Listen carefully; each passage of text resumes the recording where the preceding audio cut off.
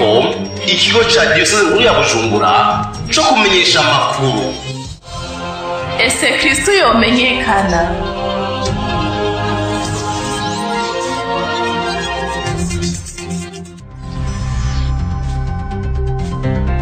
Amakuru mu Kirundi mushikirizwa na Sedicom.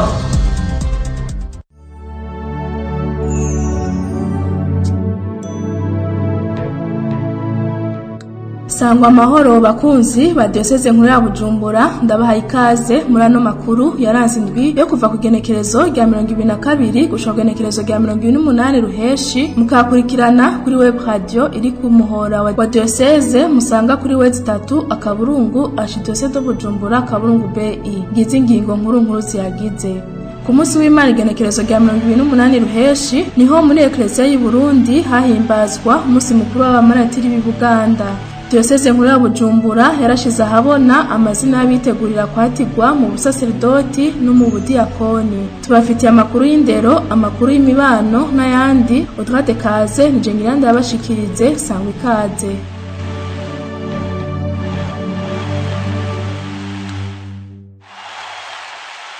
Ndasubiye kubaha ikaze. Duhera no makuru mu gisata citogwa. Diocese nkuru ya Bujumbura yarayishize ahabona amazina y'abitegurira kwatigwa mu busaserdoti no mu budiyakoni, nkuko biri mu itangazo ryamenyesheje umuryango wose w'abakristu ku munsi w'Imana igenekerezo rya 28 Ruheshi. Abitegurira kuzokwatigwa mu basaserdoti n'abadiyakoni 11, nabo abazokwatigwa mu budiyakoni bakaba ari abafaratiri 6. Abo nabo nibo bazokwatigwa mu nkuka y'imisa izoherezwa ku igenekerezo rya 18 mu Kakaro muri Paroisse Rugazi iri mu gace k'intara y'ubutumwa ya Buhonga gaherereye muri Bubanza. Muri abo bazokwatigwa mu ibanga ry'ubusaserdoti 5 nabo muri Vikare ya Muramvya, 4 nabo mu gisagara ca Bujumbura, nabo 2 nabo muri Vikare ya Buhonga. Ku ruhande rw'abadiyakoni naho ni 2 uharuye mu gisagara ca Bujumbura, muri Vikare ya Buhonga no muri Vikare ya Muramvya. Dusabira aba bavukanyi ngo Imana yatangwe iciza muri bo icuhire, maze baze bayibera abatumwa beza kandi beranda bazotagatifuza igihugu cayo. Mu gisata cyo kwemera muri Paroisse Buziracanda yitiriwe Papa Yohani wa 23 Mweranda haratanzwe sakramento ryo gukomezwa muri mutima mweranda ku bari bamaze iminsi bavyitegurira. Hari ku munsi wa 4 genekerezo rya 25 Ruheshi mu nkuka y'imisa yo kwisaha 4:30. Inkuru ya Donatien Munezero. Ibirori by'uwo munsi mukuru byatangujwe n'inkuka y'imisa yatanguye isaha 4:30 zo mu gatondo birongowe na nyir'icubahiro umwungere mukuru wa Diocese nkuru ya Bujumbura Musenyeri Clevazi Banshimiye ubusa, ari kumwe n'icari waciwe mu ntara y'ubutumwa ya Muramvya Patiri Pierre Claver Ndayiragije, akaba ari we nawe warongoye Paroisse ya Kiganda, ari kumwe kandi n'abaragijwe Paroisse Buziracanda Patiri Mukuru Tomaniragira hamwe n'uwo bafashanya Patiri Marcos Nyonzima umunyabikega, akaba n'umwibutsamana w'imana imirwi y'ubutumwa muri Paroisse Buziracanda. Mu ijambo ry'ikaze rya Patiri Mukuru wa Paroisse Tomaniragira yarakengurukiye cyane nyir'icubahiro umwungere mukuru wa Diocese nkuru ya Bujumbura Musenyeri Clevazi Banshimiye ubusa, ngo yemeye ko kuri uwo munsi hotunganywa itangwa ry'iryo sakramento rihambaye, yongeraho ikaze abo vyagendanye hamwe n'umuryango w'abakristu bari baje muri ivyo birori. Nyir'icubahiro umwepiskopi ahejeje gushikiriza ijambo ryo kugaragaza akanyamuneza afise, yaciye atumirira igihugu c'Imana caraho kwinjira nyezina mu gisabisho gikuru c'inkuka y'imisa, aho umusiguro w'ijambo ry'Imana yamenyesheje abaraho ko mutima mweranda ariwe abafasha gutegera ibanga bashinzwe n'Imana,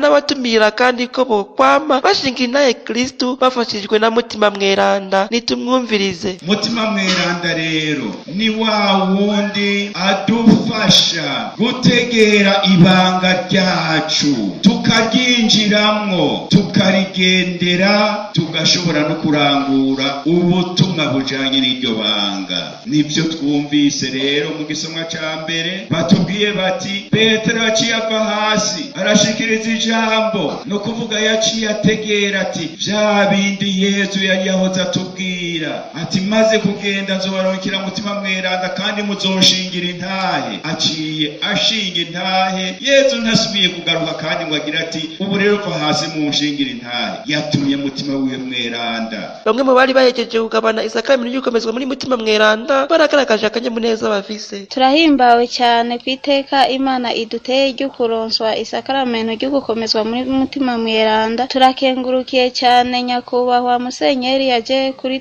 kuturonsa. Turakengurukiye n'abavyeyi batubaye hafi, abavyeyi b'amaraso, ab'umutima. Turanashimiye cyane n'abamenyeshamana batubaye hafi muri ano mezi indwi aheze tubikurikirana. Tubamenyeshe ko hakomejwe abakristo 352, muri abo abigeme 172, abahungu nabo 180. Ku bwa Sadikome Paroisse Buziracanda Munezero Donatien. Ngo kuba umumaratiri ni ukugaragaza ukwemera, ngo n'abapolisi n'abasoda mu mabanga bajejwe barababa maratiri kuko bigura umutekano n'amahoro y'abarundi. Byashikirijwe na Patiri Elise Ntungiyimana mu nkuka y'imisa ahereje muri Paroisse Regina Pacis iri mu bwibutsamana bw'igipolisi c'u Burundi ku munsi mukuru wa maratiri b'i Buganda wahimbajwe igenekerezo rya 28 Ruheshi muri Eklezia y'u Burundi. Tumutega abiri. Tuko duhimbaza abamaratiri batuvutsemwo bo mu karere kacu kugira ngo utegere neza yuko ubwerana bushoboka no ngaha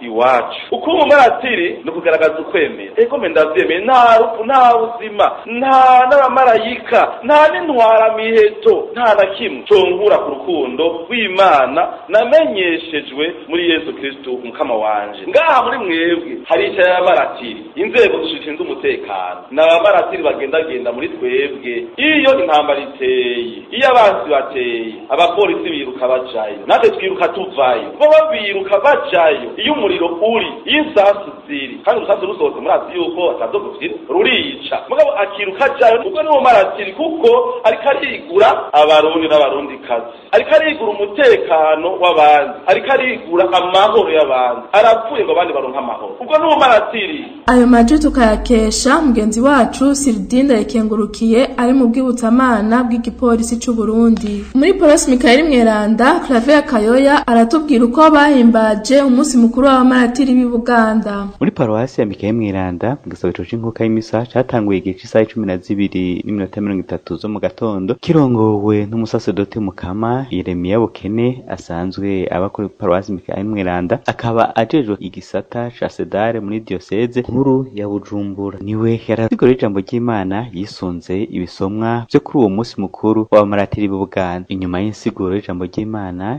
yacibandanya nk'uko bisanzwe. Inyuma y'igisabisho c'inkuka y'imisa naregereye aba n'abandi mu bakristo bari baje gusenga ndababaza ingene biyumva mu guhimbaza uwo munsi mukuru w'abamaratiri b'i Buganda. Umunsi mukuru w'abamaratiri b'i Buganda uranyigisha ko abakristo bashobora kwihebera Imana, bashobora kwitanga bakigura mu kwanka yuko barenga ku mategeko. Ndahimbawe cyane no guhimbaza uyu munsi mukuru w'abamaratiri b'i Buganda. Inyibutsa byinshi batwitangiye imbere natwe ko kwitangira Imana mu kwereka bene wacu urukundo Imana yadukunze. No wibutsa ko amasabamana y'uwo munsi mu ndirimbo yafashijwe na korali Ntazimana isanzwe iririmba muri iyo nkuka y'imisa imisi yose kuw'Imana. Claver Kayoya Paroisse Mikaeli Mweranda ubwa Sadikome. Mu guhimbaza umunsi mukuru w'abamaratiri b'i Buganda ku munsi w'Imana igenekerezo rya 28 Ruheshi muri Paroisse yitiriwe Umushaho Tatuye wa Bikira Mariya y'Umutumba kabaye n'akaryo ko kurungika mu butumwa abasangiji bari bavyiteguriye. Ni inkuru ya Desire Nshimirimana. Inkuka y'imisa yatanguye igihe cy'isaha 4 zo mu gitondo irongowe na Padiri mukuru wa Paroisse Mutumba Benjamin Sijindika. Munsi kuri ijambo ry'Imana yibukije abakristo ko uyu munsi mukuru aho uhimbazwa ku igenekerezo ya 3 Ruheshi aho yavuga ati uyu munsi w'Imana w'Dominika ya 13 yo mu mwaka uburanye n'uko Eklezia y'u Burundi n'u Rwanda duhimbaza umunsi mukuru cyane w'abamaratiri b'i Buganda aho haruguru. Umunsi usanzwe uhimbazwa itariki 3 Ruheshi buri mwaka. Ibyo rero tukabigira ku mibukiro y'aho abamaratiri b'i Buganda bagandaguriweko hariya i Buganda. Abepiskopi bacu bakaba bashimyeko rero tukawuhimbaza neza ku munsi w'Imana ukurikira umunsi mukuru w'umushamiranda wa Yesu.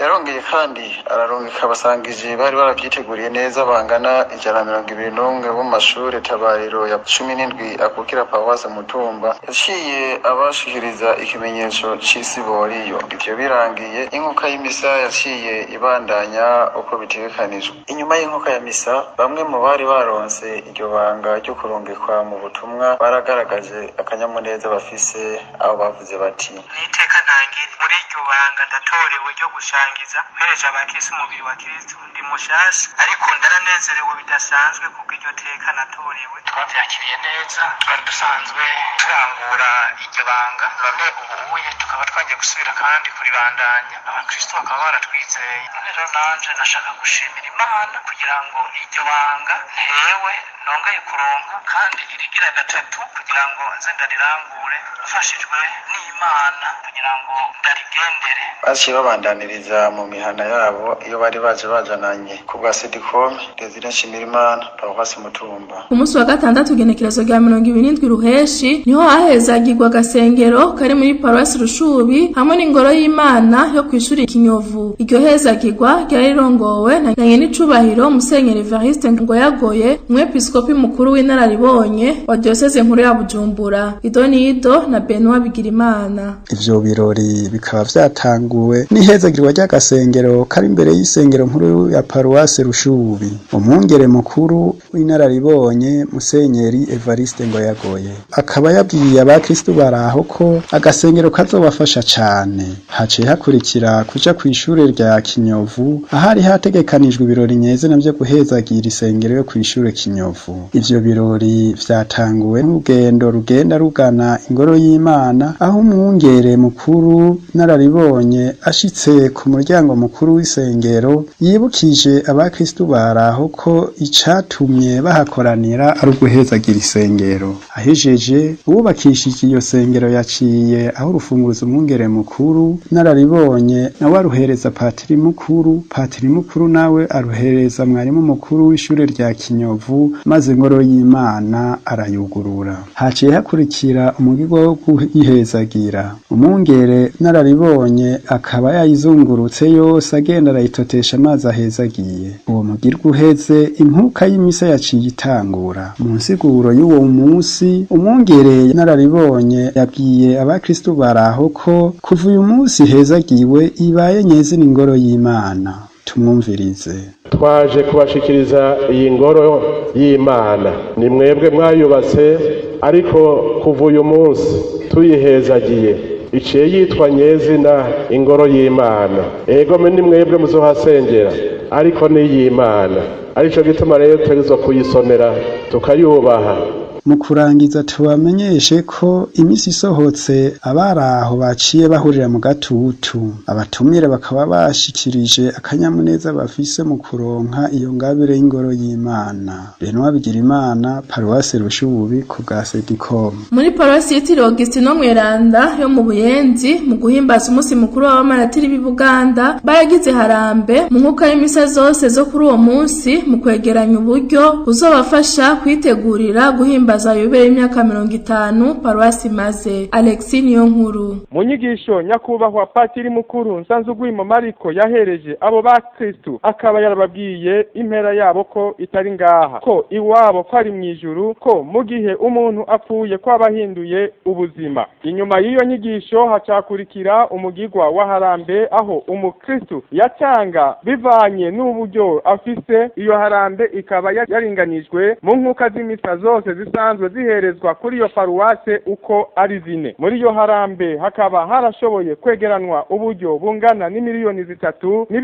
3,130 n'amafaranga 400 y'amarundi. Tukaba twaregereye Emmanuel Serurakuba asanzwe ari muri komite itegura ubwo rubanza rwa yubire, akaba yaratubwiye ihangiro bari bihaye aho rigeze. Hari igikorwa ca mbere twari kumva ko kibanza gukorwa, cyo naco carashoboye gukorwa kuko harambe ya mbere yarashoboye kuduha baduha hafi miliyoni 12. Ibikorwa byacu bikorwa igikorwa cerekeye amakaro sima byatezwa kujana je navyo rero byarakozwe kwihangiro twihaye tubona yuko bizogenda neza turavye n'ibikorwa bizoba bisigaye. Abibutsa ko harambe ya mbere yabaye igenekerezo rya 23 Ruhuma uno mwaka Alexis Niyonkuru Paroisse Saint Augustin kubwa Sedikome. Muri Paroisse ya Rusera karakanyamuneza ku munsi w'Imana igenekerezo rya 28 Ruheshi aho umuryango wa Paroisse wahimbaza umuvunyi wayo Yohani Batista Mweranda mu nkuka y'imisa yahereje igihe cy'isaha 5 z'umurango irongowe na patiri mukuru wa Paroisse Patiri Fulgence Habonimana ari kumwe na Patiri Jean-Marie Vianney Zukusenge umwibutsamana w'imihari n'imigwi muri iyo Paroisse. Idonido na Bernardine Mukiza.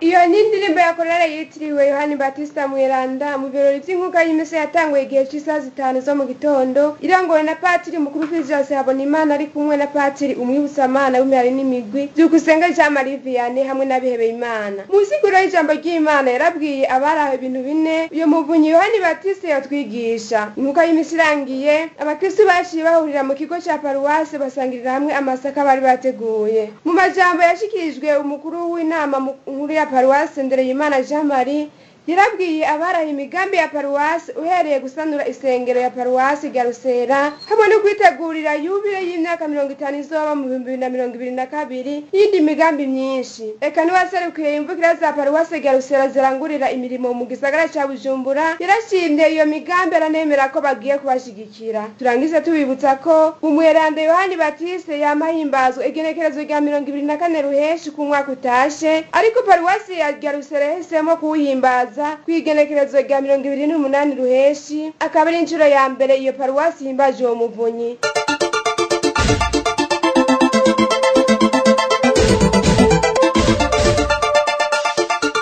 Tubandaniriza no makuru y'imibano ku munsi wa gatandatu igenekerezo rya 27 Ruheshi mu gikorwa cyatanguye ku gihe cy'isaha 3 kikarangira igihe cy'isaha 6 z'umurango imigwi ibiri yo mu muhari w'abascout yifatanije n'amashirahamwe acuditse nayo barafashishije abanyagihugu bo mu Gatumba baheruka gusinzikazwa n'umwuzurira w'imvura mu kubaronsa ivyambagwa n'ibikoresho vy'isuku byo kwikingira ikiza c'ingwara ya coronavirus. Idonido na Daniela Keza yimenyereza muri Sedicom. Iyo migwi ibiri y'umuhari w'abaskuti yaranguye ico gikorwa c'urukundo ni umugwi witiriwe umweranda Martino w'ituru ya 4 be n'umugwi witiriwe intwari. Nayo amashirahamwe agize iyo migwi bafashanije ico gikorwa nayo basanzwe bacuditse ariyo Global Peace Chain, Together for Orphans Foundation na Go for Impact Today. Noel w'umutima yaserukiye abo baskuti nabo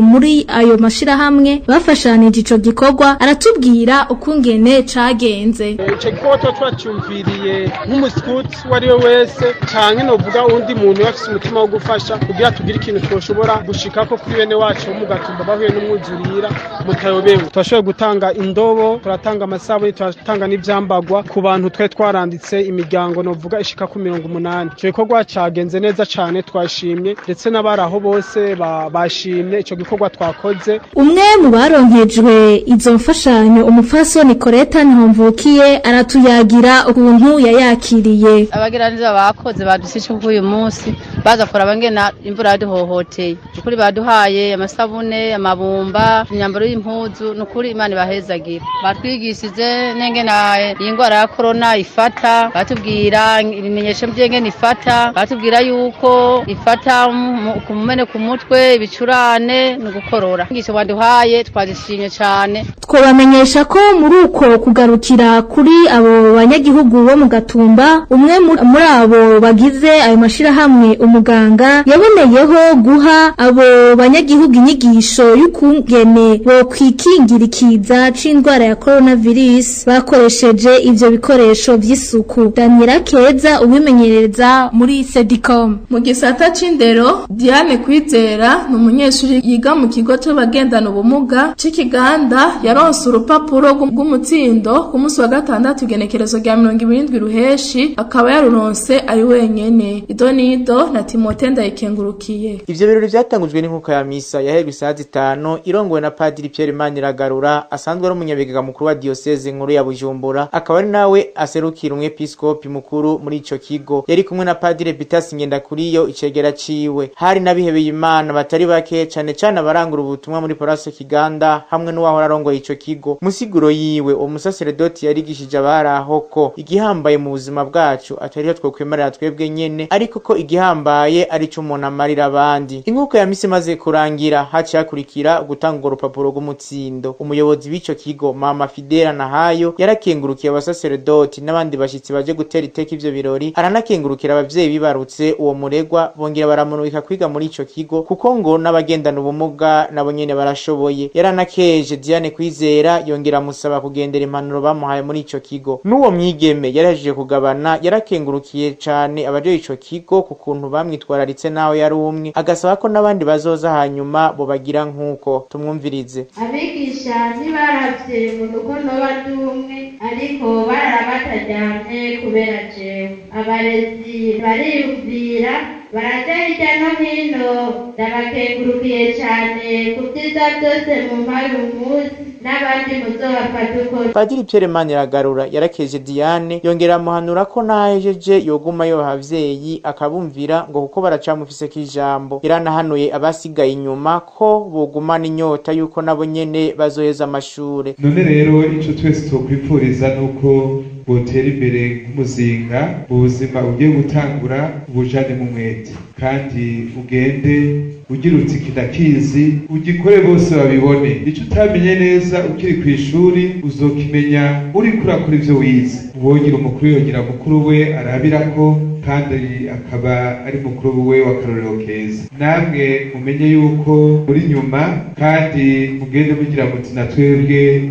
dutegerezwa gutsinda. Atari ugutsinda ngo nuko urupapuro gusa, mugabo kugira utsinde utsindira n'ubuzima buri mw'iteka ushobora guhagarara mu bandi. Hambavu y'urwo rupapuro rw'umutsindo baciye bamuhana n'imashini yo gushona. Muri ivyo birori hari haje babiri baserukira abandi barego bagendana ubumuga bo mu kigo c'Ikanyinya mu ntara ya Kirundo, bari kumwe n'umuyobozi wabo Mama Maria Suavis Benigne Nduwimana ari nawe yahoze arongoye ico kigo. Tubamenyeshe ko ico kigo kimaze kuramura abarego bashika 246 kikaba kimaze imyaka 51. Mu kigo c'abagendana ubumuga c'Ikiganda, Timote Ndayikengurukiye, Sedicom. Abanyeshuri biga mu ishuri ndera bamenyeshamana CFCD Mutumba bararungikwa mu butumwa mu nkuka y'imisa yaherejwe na Patiri Venuste Niyontore ku munsi wa gatandatu igenekerezo rya 27 Ruheshi. Patiri Venuste Niyontore akaba yasavye abarungitswe mu butumwa abasaba kwamana mutima mweranda no kuyoborwa nawe. Idonido na Gervais Miburo.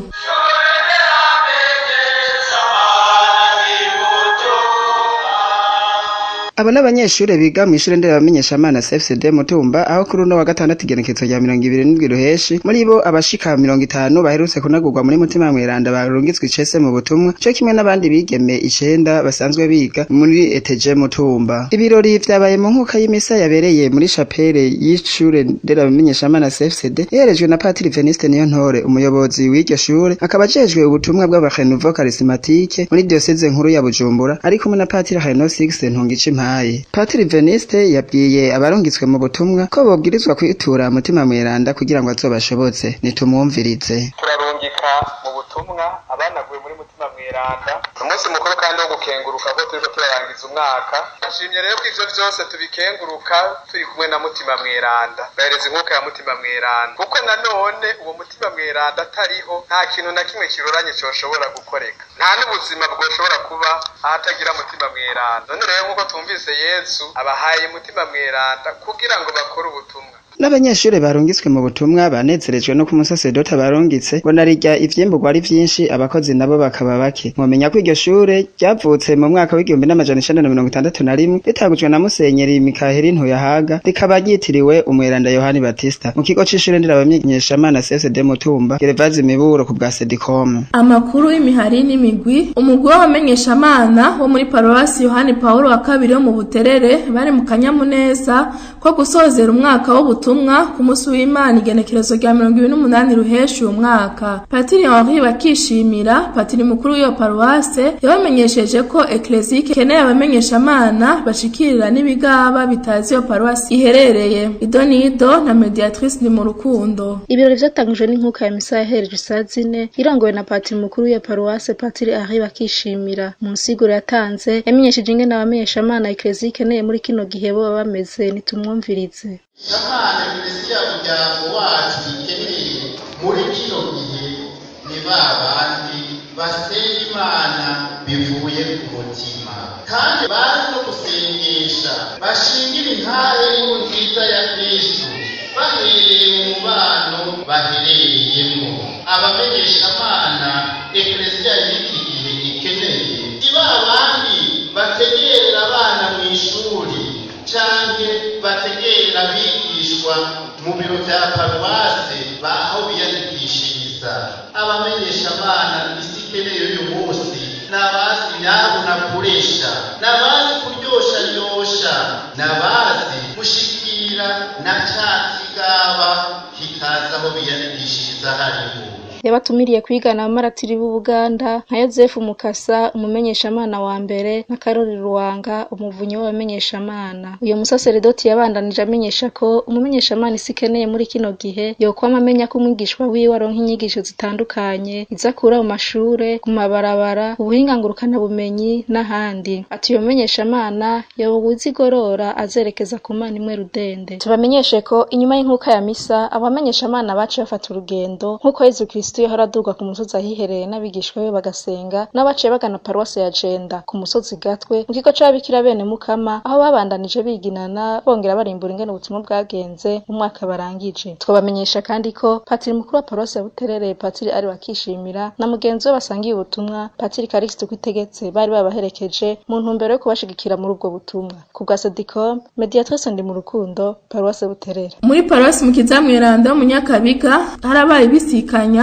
hagati y'urwego nyobozi rw'imihari n'imigwi rwarangije ikiringo hamwe no gwatorewe ayo mabanga. Hari ku munsi w'Imana igenekerezo rya 28 Ruheshi. Inkuru ya Willis Ndayihebura. Hari gihe cy'isaha imwe ya gatondo kuri uyu wa 27 Ruheshi muri paruwasi Mukizamweranda mu Nyakabiga aho hatangura ibisikanya mu butumwa hagati y'urwego nyobozi rw'imihari n'imigwi rurangije ikiringo c'imyaka 2 urwego rwahora rurongowe na Willis Ndayihebura n'urwego rushasa ruje kurukorera mu ngata rurongowe na Arakazandoro wanga Christopher Umel. Mwijambo yashikirije uwahora arongoye urwego mpuzamihari n'imigwi muri iyo myaka 2 irangiye yarashimiye abo basangiye ubutumwa guhera ku basaserdoti abahari bamwegereye mu gusukurira iyo mihari n'imigwi gushika ku munyamuhari wese arangurira ubutumwa muri iyo paruwasi. Yarasavye imbabazi ku bitarangutse neza arashikiriza ivyarangutse eka n'ibikibandanya bikorwa hamwe n'ivyo batashoboye gushikako. Akaba yasozereye yifuriza ubutumwa bwiza abaje kumukorera mu ngata. Nayo patiri Mwibutamana w'imihari n'imigwi muri paruwasi Mukizamweranda mu Nyakabiga patiri Ernest Nzisabira mwijambo ryiwe yaribukije bimwe mu butumwa urwego nyobozi rw'imihari n'imigwi rufise ranavunira akagohe abanyamihari n'imigwi bari ngaho n'urwego nyobozi ruje gukorera mu ngata rwarangije ikiringo. Ntimukore muzi ko mushaka kunezereza abantu, nimukore muzi ko mushaka kunezereza Imana, iyo marire bizobahenda. Irinde ibintu vy'amarobi, inzego zirahari nimwazitoreye ikintu mwari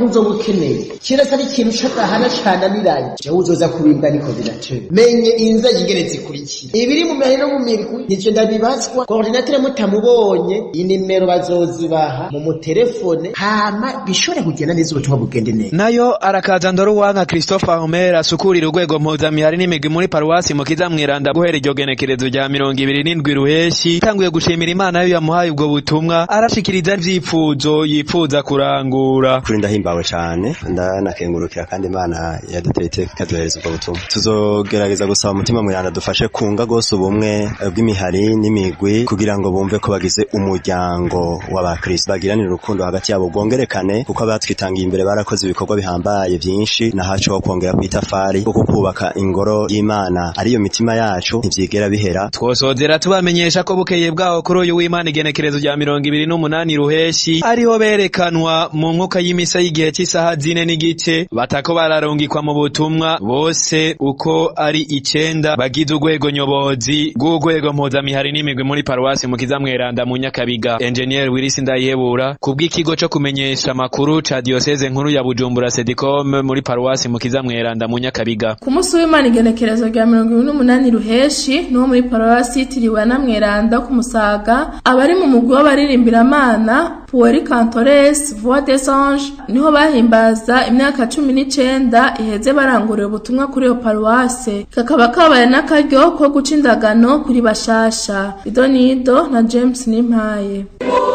Ako kanyamuneza karanga abahugikiye mu mugwi w'abaririmbira Pueri Cantores Voix des Anges Musaga aho ku nshuro y'indwi abana barangurira ubutumwa muri iyo korale baca indagano kandi bariko bigina imyaka 19 iyo korale imaze irangurira ubutumwa muri paruwase Ana Mweranda. Inkuka ya misa ikaba yatanguye igihe cy'isaha 4:30 irongoranira ku bapatiri Alexandre Gashira hamwe ajejwe imihari n'imigwi mu butumwa ngaho muri paruwase. Munsigo yiwe akaba yagarutse ku munsi mukuru bariko barahimbaza w'amatiri b'Ubuganda aho yahanuye ubwo gwaruka ko mu gukora ubutumwa bwo kwisunga abamatiri bapfiriye umukama. Inkuka ya misa igiye kurangira twaregereye mu Impundu Elsie ni umwe mu bagize indagano aratubwira ingene yiyumva n'icatumye aja muri iyo korali. Numva ndyohewe cyane kuba nciye promesse igituma narakunze Pueri Cantores yo kumusaga nuko nakunze icivugo cabo ejo abana b'isi yose bazoririmba amahoro y'Imana nanje cashima yuko ayo mahoro noza ko yasasagaza mu bantu nkaririmba ayo mahoro y'Imana nanje nkaryoherwa muri bo itanga amahoro uraryoherwa uri muri kohare nk'abantu miri abana bose bari muhira baje muri Pueri. Nayo kubw'urongoye iyo korali Claude Niyongabo aratubwira igituma abaririmbira bo muri korali Voix des Anges ku Musaga baca indagano. Byukuri turafise akanyamuneza ntangere ko kwakira ugwaruka rushasha winjiye mu mugwi w'abaririmbira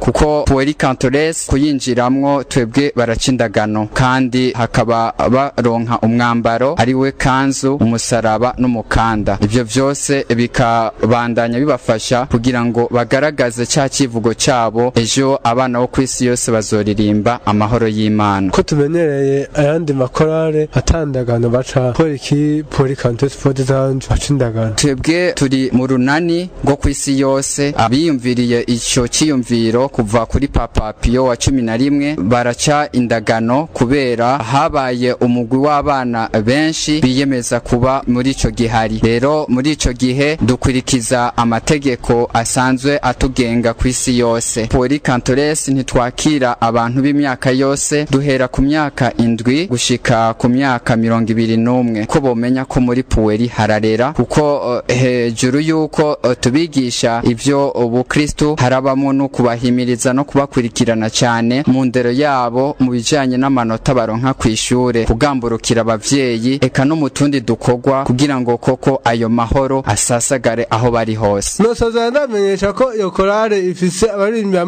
b'abana bato bato bagera ku 80 kandi ukwije imyaka 21 adasubira kwitwa umupueri Cantores ahubwo aba umurezi w'abana bato bato muri paruwase Ana Mweranda. Nimpaye James kubw'ikigo kijejwe kumenyesha amakuru ca diocese nkuru ya Bujumbura Sedicom.